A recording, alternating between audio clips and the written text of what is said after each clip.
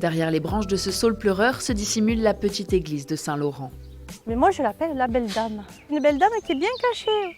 Et une belle dame un peu âgée, construite au Moyen-Âge. Avec le passage du temps, son état s'est dégradé jusqu'à être complètement interdite d'accès il y a 3 ans, car elle menaçait de s'effondrer.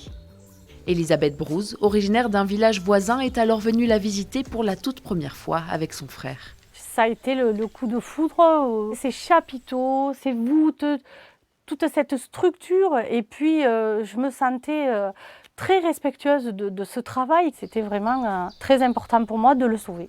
Elle décide alors de ranimer l'association des Amis de l'église de Saint-Laurent, créée en 1998 mais profondément endormie depuis.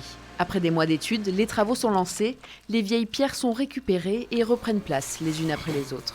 On a fait déjà toute cette partie-là. Et on est sur ce morceau-là et tout le tour on fait.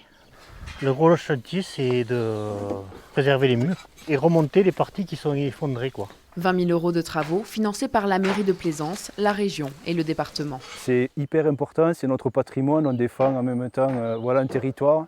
C'est l'identité, le fait pour les générations à venir, voilà, c'est leur histoire à eux.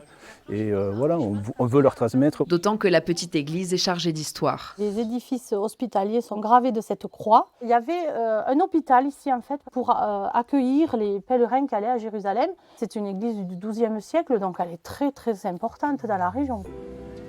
Bientôt, la belle dame sera en état d'accueillir à nouveau des visiteurs, mais la présidente de l'association se projette déjà dans de nouvelles rénovations afin de conserver et transmettre ce témoignage du passé.